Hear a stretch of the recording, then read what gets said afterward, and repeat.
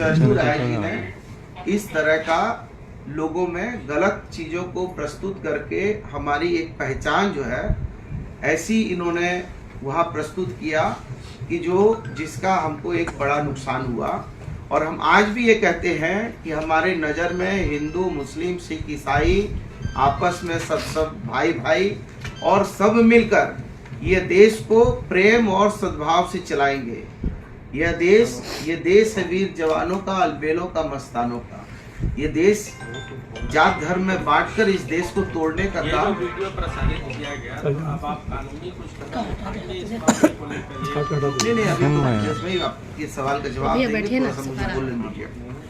तो मेरा ये कहना है कि ये चूंकि आप इस शहर के प्रबुद्ध पत्रकार हैं, आपसे जनता तक संवाद जाता है और चूंकि चुनाव समाप्त हो चुका है, चुनाव में उनको विजयश्री मिल चुकी है, हम उनको इसके लिए बधाई भी देते हैं। अभी भी पता चला कि वो बगल में आए हैं। मैं तो उनसे निवेदन करूंगा कि वो आते हमारे यहाँ, हम उनको मीठा खिलाते, उनको चाय पिलाते। लेकिन वो जो नैरेटिव सेट कर रहे हैं और नैरेटिव सेट करके वो एक अपना जो है एक इमेज जो बिल्ड करने का काम कर रहे हैं, वो इमेज उनकी बहुत साफ सुथरी इमेज नहीं है। और वो ये समझ रहे हैं कि इस तरह का पूर्वी में चुनाव जीता तो एक ही परिवार के चारों तरफ घूमते घूमते 5 साल का समय उन्होंने समाप्त कर दिया।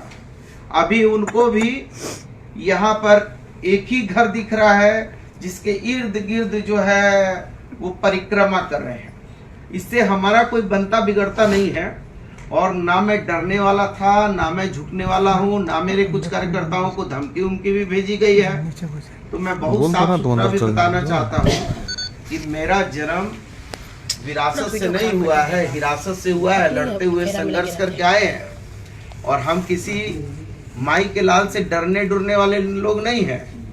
यदि हमारे कार्यकर्ताओं को कोई धमका रहा है और ये कर रहा है तो उसको पूरी कड़ी कानूनी कार्रवाई करने के लिए हम पूरी तरीके से वचनबद्ध हैं। और उसमें हम एकदम नहीं देखेंगे कि कौन माई का लाल है, क्योंकि हम तो लड़ते हुए आए हैं। तो मुझे कुछ लोगों ने बताया, कुछ लोगों ने वीडियो भेजा कि हमको धमकी मिल रही है। हमने कहा कि चिंता मत करो, मैं हूँ और कोई माई का लाल नहीं है जो आपको डरा देगा और हम जो है कि कोई कायर कमजोर आदमी है जो छुप जाएंगे। हमने शांति की इतनी लंबी लकीर टान दी है कि अशांति पैदा करने वाले लोगों का होश उड़ गया है। आज इस राज्य में हेमंत सोरेन के नेतृत्व में 56 विधायकों का इतना बड़ा अशांति का लकीर और इतनी बड़ी सरकार की बहुमत है कि अशांति पैदा करने वाले लोग जो हैं इनको मुक्की खानी पड़ेगी और इनको जो है हम लोग हर जगह पर इनको जो है हर इनके जोर जुल्म का पुरजोर विरोध करेंगे। दूसरा, मुझे इस बात का डर है कि जो मैं योजनाओं को लाया हूं जनहित में, चाहे वो फ्लाईओवर हो, चाहे वो हमारा जो है स्वर्ण रेखा कॉरिडोर बनाने का मामला हो, चाहे वो MGM हॉस्पिटल का मामला हो, चाहे जो जितने भी विकास कार्य, कहीं ऐसा ना हो कि मेरे साथ इनकी नफरत या मेरे साथ इनकी दुश्मनी आम जनता के लिए परेशानी का सबब ना बन जाए। इसलिए मैं इनसे निवेदन भी करूंगा और इनको आगाह भी करूंगा कि जो जनहित के मामले हैं वो ना रुकने चाहिए और ना वो धीमे होने चाहिए। और ये जो भी काम करेंगे वो हर काम की निगरानी हम और हमारे कार्यकर्ता करेंगे ताकि वो काम उत्कृष्ट काम हो और वो काम में भ्रष्टाचार नहीं हो। चूंकि ये भ्रष्टाचार को बड़ा मुद्दा बनाकर खुद भ्रष्टाचार में लिप्त है और इन पर जो है अरगोड़ा थाना में मामला भी है जो आप सारे लोग जो है इनका नामांकन निकाल के देखिए, इनके 4 मुकदमे भी हैं, लेकिन ये तथाकथित ईमानदार हैं। हमारे ऊपर तो एक भी मुकदमा नहीं है, हमने तो नामांकन में एक भी मुकदमा का जिक्र नहीं किया, लेकिन इन्होंने 4 मुकदमे का जिक्र किया है। और उसमें आप देख लीजिए लिप्त लेखन का भी मामला है, उसमें जो है भ्रष्टाचार का भी मामला है। तो निश्चित तौर पर जो कानून का काम है वो कानून करेगा और हम लोग मजबूती से कानूनी लड़ाई लड़ेंगे, कहीं इसमें कोई इफ बट नहीं है। और मैं आपको इतना जरूर आपके माध्यम से जनता तक ये बात लाना चाहता हूं कि हम लोगों ने जीवन में एक सिद्धांत सीखा है, न झुकेंगे, न डरेंगे, न रुकेंगे, न थकेंगे। जब हम लोगों ने कभी हमेशा जुल्म के विरोध में लड़ते लड़ते यहाँ की महान जनता ने मुझे यहाँ तक पहुँचा दिया और 4-4 बार हमको मंत्री का ओहदा और दर्जा दे दिया, तो निश्चित तौर पर मैं यहाँ की जनता का बहुत दिल की गहराइयों से आभार मानता हूँ, उनको धन्यवाद देता हूँ और उनको ये आश्वस्त करता हूँ कि हर मामले में जहाँ पर भी जनता की सेवा की बात होगी, जहाँ जनहित की बात होगी, जहाँ पर जनता को मेरे द्वारा कोई जनता के हित की बात होगी, वहाँ बन्ना गुप्ता पूरी मजबूती के साथ जनता के लिए खड़ा रहेगा, संघर्ष करता रहेगा, चाहे इसके लिए कितनी बार भी हमको जेल जाना पड़े, जुल्म सहना पड़े, लड़ाई लड़नी पड़े, संघर्ष करना पड़े, मैं जनता के हित से कभी पीछे हटने वाला नहीं हूँ। अब यदि आप लोगों का कोई सवाल है तो आप सवाल कीजिए, उस पर फिर मैं। बन्ना जी, आपने विकास कार्य को गति भी दी, बावजूद आपको जिस पर ज्यादा विश्वास था वही सही तरफ चलेगा।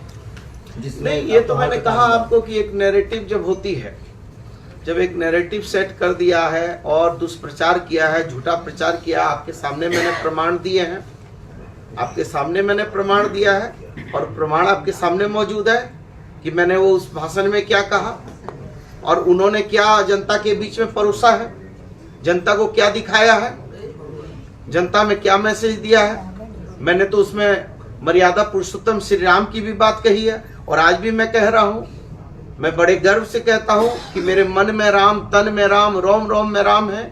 और राम नहीं मिलते ईंट और गारों में, राम मिले निर्धन की आंसू की धारों में, राम मिले वचन निभाती आयु को, राम मिले घायल पड़े जटायु को, राम मिले अंगद के उस पाँव में, राम मिले मर्यादा से जीने में, राम मिले हनुमान के सीने में। तो मैं तो आज भी कह रहा हूं कि मर्यादा पुरुषोत्तम श्री राम का मैं भी भक्त था और इस देश के राष्ट्रपिता बापू भी भक्त थे, जिनके सीने पर गोली मारी और अंतिम सांस में राम राम कहकर उन्होंने प्राण त्याग दिए, उनकी भी जो है हत्या कर दी गई थी। बन्ना जी, आपने कहा कि एक के साथ में छेड़छाड़ हुआ, इस पे कोई कानूनी कार्रवाई करेंगे आप? नहीं, देखिए मैं बहुत कानूनी कार्रवाई मैं उस चीज में करना चाहता हूं, मेरे व्यक्तिगत जीवन को लेकर, मेरी व्यक्तिगत हार और जीत को लेकर मैं कानून के दरवाजे तक नहीं पहुंचना चाहता हूं। मैं इस जीत हार में जनता सर्वोपरि है और ये लोकतांत्रिक व्यवस्था है। ठीक है, हमको जो बातें कहनी थी मैंने जनता के बीच में कही है, लेकिन हाँ, यदि हमारे कार्यकर्ताओं का उत्पीड़न होगा या कहीं पर भ्रष्टाचार के मामले आएंगे, कहीं पर ऐसे मामले आएंगे जो मामले विधि सम्मत नहीं होंगे और कानून को हाथ में लेने की हिमाकत कोई भी करेगा, तो वो पूरी मजबूती के साथ हम लड़ाई लड़ेंगे और पूरी मजबूती के साथ जवाब देने का काम करेंगे। बन्ना जी, ये जो आप अभी वीडियो दिखा रहे थे और कह रहे थे कि नैरेटिव सेट करने की कोशिश की गई जिसका दुष्प्रभाव आपको झेलना पड़ा, तो ये कोई नई बात नहीं है। तमाम नेताओं के सोशल मीडिया पे अपने चैनल्स हैं, अपना उनका पेज है और इस तरह के बहुत वीडियो क्लिप्स चलते रहते हैं। तो आप क्या मानते हैं कि सिर्फ इस हार के लिए यही जिम्मेदार था या कहीं ना कहीं आप लोगों के अंदर कमी रह गई, उसका भी दुष्प्रभाव दिखा? नहीं, देखिए, ये तो निश्चित है कि आज भी उन्होंने कहीं मुझे वीडियो अभी भी मेरे पास मौजूद है, उन्होंने खुद इस बात को स्वीकारा है कि वो वीडियो से हमको 40% हमको फायदा मिला है। तो वो वीडियो को एक साजिश के तहत चलाया गया, घर घर तक पहुंचाया गया, आधी अधूरी बात, लेकिन निश्चित तौर पर हो सकता है कि कुछ जो जनता के बीच में हमको जो संवाद देना था, हमने आपको कहा कि हमारी योजनाओं को बेहतर तरीके से जनता के बीच में नहीं ला पाए, अपनी बातों को नहीं जनता तक पहुंचा पाए, ये भी कारण होंगे, इसलिए वो भी कारण होंगे। लेकिन वो कारण जो है, वो कारण तो एक कारण है, लेकिन छल पूर्वक दुष्प्रचार करके, गलत तरीके से नैरेटिव सेट करके, जनता को दिग्भ्रमित करके यदि ये चुनाव जीता गया है तो इस पर मेरा बोलने का पूरा अधिकार है और जनता को मेरे संवाद तक, मेरा संवाद जनता तक जाना चाहिए था कि क्या सच्चाई थी।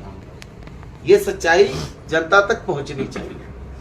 उन लोग अपना नैरेटिव सेट कर दिए थे, गलत वीडियो बना के, तो आपने उसके बदले में कुछ कोशिश नहीं की? नहीं, मैंने तो किया था, लेकिन मैंने यही सोचा जो ये भाई साहब कह रहे हैं कि ये हर जो है पार्टी वाला इस तरह का करता है, हर आदमी अपना पेज बनाता है, थोड़ा बहुत चुनाव में करता है। तो हम लोग तो यही जान रहे थे कि ये चुनाव की प्रक्रिया में थोड़ा बहुत जो है आदमी जो है इस तरह का ये करता है, लेकिन मुझे ये नहीं मालूम था कि ये एक पूरी गंभीरता पूर्वक सोची समझी ये बड़ी साजिश होगी और ये एक बड़ा नैरेटिव सेट करने के लिए शुरू से ही हिंदू मुसलमान का कार्ड ये लोग खेल रहे थे। और ये हिंदू मुसलमान का कार्ड खेलकर, लेकिन मैं आज भी ये कहता हूँ कि हिंदू मुसलमान सिख ईसाई बन्ना गुप्ता कभी न जात देखा है न धर्म देखा है। मेरे पास जब कभी भी कोई लोग आया है तो मैंने सिर्फ और सिर्फ मानवता देखी है और मानवता देखकर काम किया है। न मैं ऊंच देखता हूँ न नीच देखता हूँ, मैं मानवता देकर काम करता हूँ और मानवता को ही सबसे बड़ा मैं अपना अस्त्र मानता हूँ। आपके विधानसभा क्षेत्र के लोगों के अंदर एक खौफ है कि कहीं आपके द्वारा शुरू किए विकास योजनाओं पे आपके हार का प्रभाव पड़ेगा क्या उसके लिए क्या करेंगे? नहीं, मैंने तो ये बात को कहा है। तो क्या रघुवर जी ने बनाया था मंदिर, सूर्य मंदिर, उसके चारों तरफ परिक्रमा करते हुए 5 साल खत्म कर दिए। अभी ये हमारे घर के चारों तरफ परिक्रमा करके ये 5 साल समाप्त करेंगे, क्योंकि इनके पास कोई पॉजिटिव थॉट नहीं है, इनके पास सिर्फ नेगेटिव थॉट है कि कैसे करके किसका नुकसान करना है और मैं सोचता हूं कि कैसे किसी का फायदा करना है। ये दोनों अलग अलग दृष्टिकोण के लोग हैं।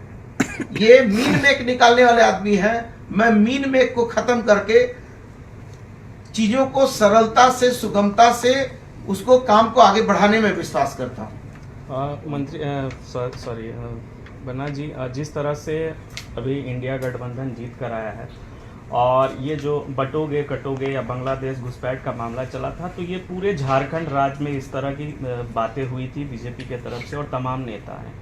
तो आपको क्या लगता है कि सिर्फ ये जो मामला आप जैसे नैरेटिव सेट करने की बात कर रहे हैं, जमशेदपुर में ही क्यों चला, पूरे झारखंड में इसका क्यों प्रभाव देखने को नहीं मिला?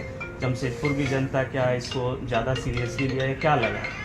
अरे भाई, मैंने तो कहा है ये तो शहर में ही हुआ है ना, ये तो शहर में ही टारगेट करके किया है।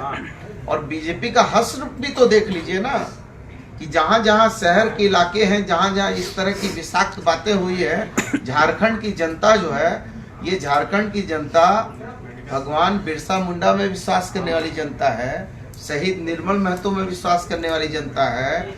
ये जनता जो है सिद्धू कानू में विश्वास करने वाली जनता है, ये दिसोम गुरु शिबू सोरेन में विश्वास करने वाली जनता है। ये जनता यहाँ ये सब बहुत नहीं पसंद करती है, लेकिन चूंकि शहर में इस तरह का दुष्प्रचार किया गया, गांव सब में इस तरह के तंत्र जो है कमजोर होते हैं और वहाँ जो है वो तंत्र मजबूत नहीं होते हैं, तो वहाँ जो है इनका नैरेटिव सेट नहीं हुआ।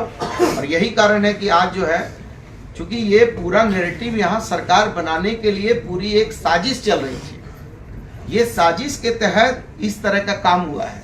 लेकिन आप देख लीजिए, मैंने तो कहा कि शांति की लकीर इतनी लंबी हो गई है कि अशांति करने वाले के सांस फूल रहे हैं और वो कहीं नहीं जा रहे हैं, केवल जो है यही परिक्रमा कर रहे हैं।